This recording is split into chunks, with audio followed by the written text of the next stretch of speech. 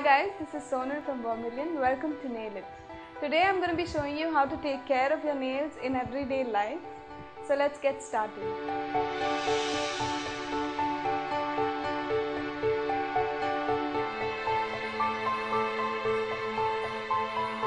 First, we're going to start off by removing the old polish using a lint-free cotton wipe and non-acetone polish remover.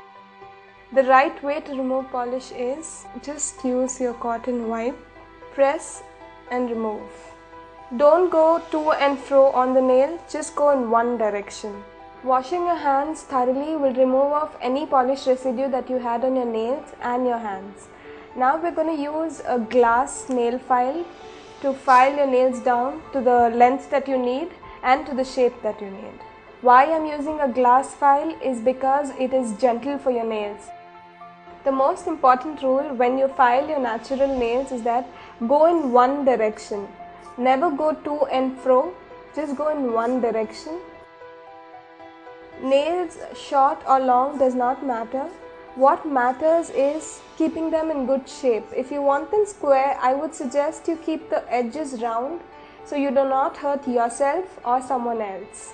One more thing you need to remember about nails is it's always better to file them rather than cut them, because cutting your nails will make them weaker. Maybe if you want like a drastic change from your long nails to your short nails, you can cut them, clip them a little bit, but otherwise filing is always better. The next step would be gently buffing your nails, removing any dead skin cells that are left on your nails, and again, don't be too harsh, just be very gentle when you buff.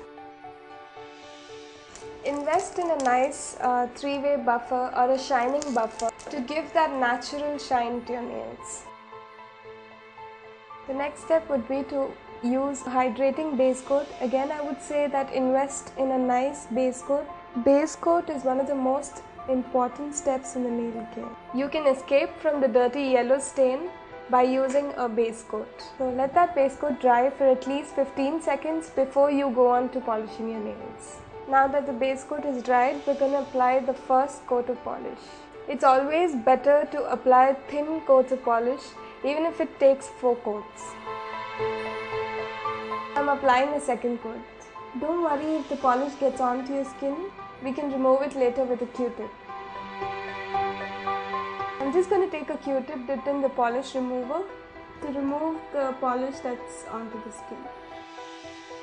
Just wait at least 10 minutes between each coat of polish, and after you apply the second coat, just let it dry completely before you do the top coat.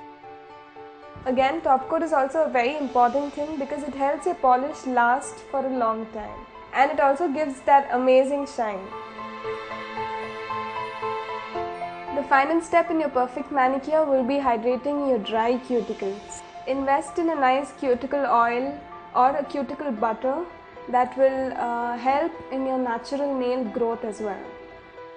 People who have problems with nail growth etc., I would suggest them to use nail hardener or a nail strengthener as a base coat.